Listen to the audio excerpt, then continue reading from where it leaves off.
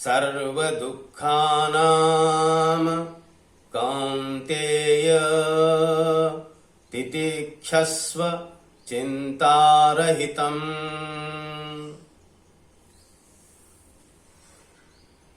कृष्ण कह रहे हैं, हे अर्जुन, दुख पीड़ा जीवन में जो आती है, ये शरीर के द्वारा प्रतिफलित होती है। ये अनित्य है, यानी परमानेंट नहीं है, ये हमेशा के लिए नहीं है। ये आती है, ये जाती है। और इसका मूल कारण है कि ये जो चेतना है शरीर के भीतर, ये चेतना अपने शरीर के द्वारा बाहर के जगत को अपने इंद्रियों के द्वारा संपर्क में आती है,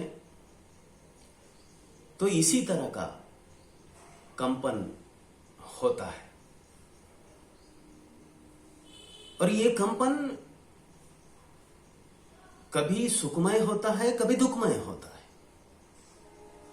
तो ये एक नैसर्गिक प्रक्रिया है।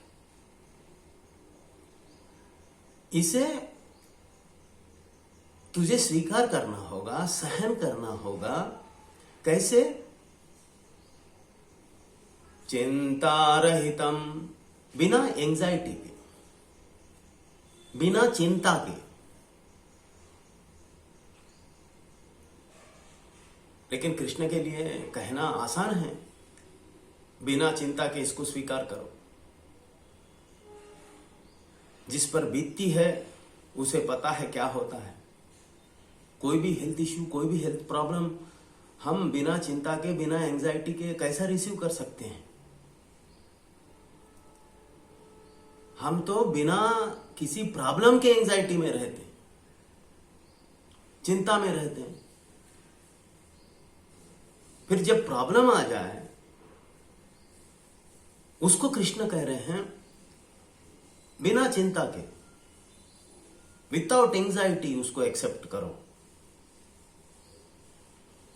ये सुनने को अच्छा लगता है, लेकिन प्रैक्टिकली इम्पॉसिबल लगता है। फिर कृष्ण ये बात क्यों कह रहे हैं? सोचने योग्य है।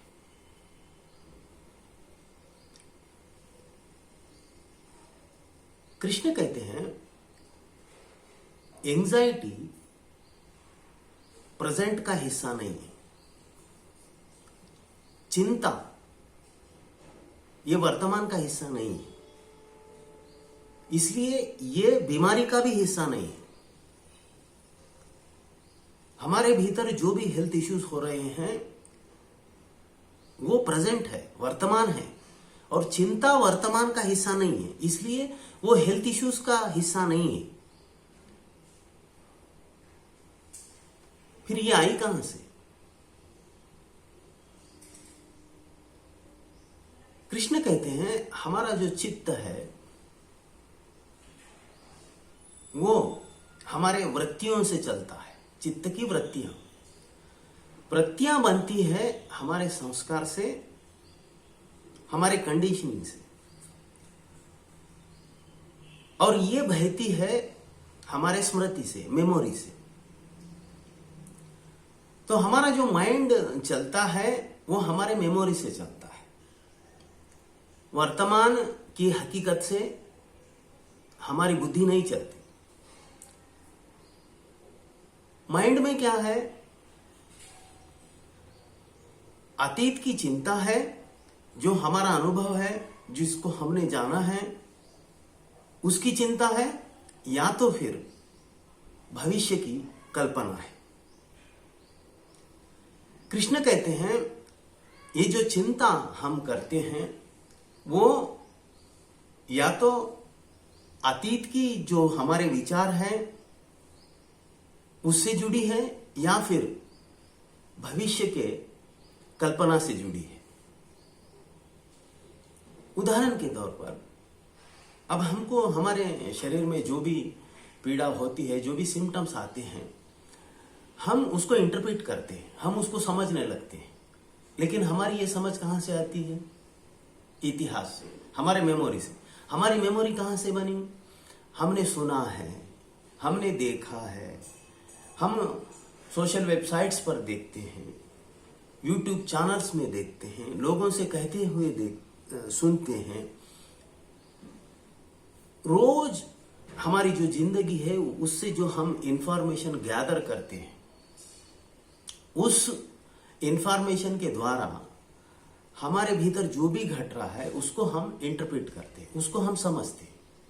जैसे कि उदाहरण के तौर पर हमारे भीतर जो भी होता है, बॉडी में सिम्टम्स होते हैं, उसको हम गूगल में देखते हैं। गूगल में 10-12 रीजन्स रहते हैं।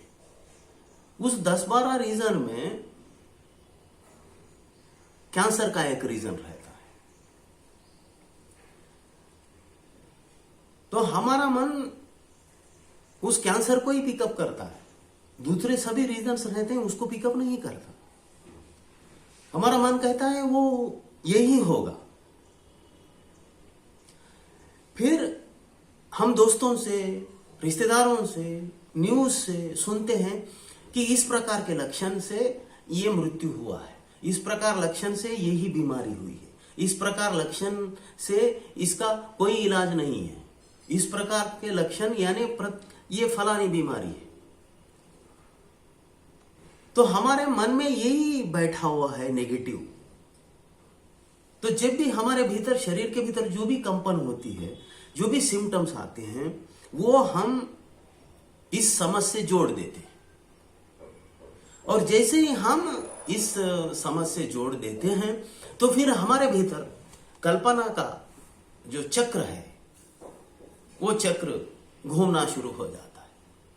और इस चक्र से जो वाइब्रेशंस निकलते हैं, जो वाइब्स निकलते हैं, उसी का नाम है चिंता, स्ट्रेस, एंजाइटी। फिर हम कल्पना के इस चक्र में फंसते जाते हैं। फिर हम कल्पना करना शुरू कर देते हैं। अभी एक नया पागलपन मुझे दिखा है कि रिसेंटली जो गुजरात में एक फ्लाइट का अपघात हुआ, फिर उस इंसिडेंट के बाद कुछ लोग अभी फ्लाइट में ट्रैवल करने के पहले या ट्रैवल करते वक्त अपने विल को घोषित कर रहे, यानी मेरी संपत्ति मृत्यु पत्र बना रहे हैं। अगर इस फ्लाइट में अगर अपघात हो जाए, अगर मैं मर जाऊं, तो मेरी ये संपत्ति इस प्रकार मेरे बच्चों में बंटनी चाहिए।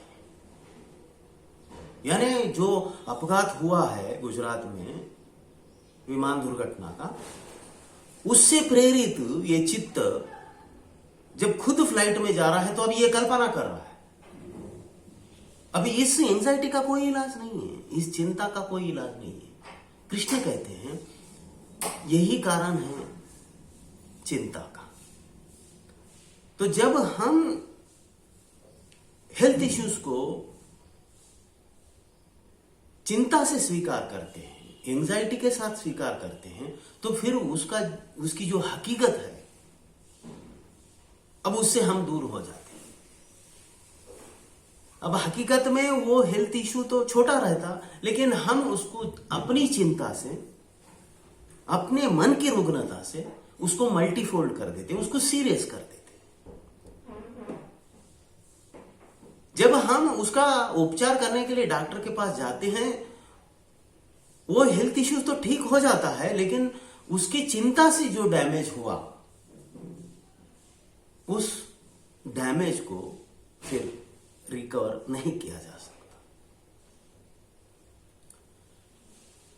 कृष्ण के अनुसार हमारी जो हेल्थ इश्यूज है, जो हेल्थ प्रॉब्लम है, उसका डैमेज हमें कम है और उसके ऊपर उपाय है।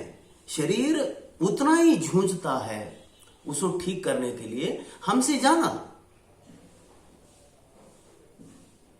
उस पर शरीर काम करना शुरू कर दिया है, क्योंकि भीतर चेतना है।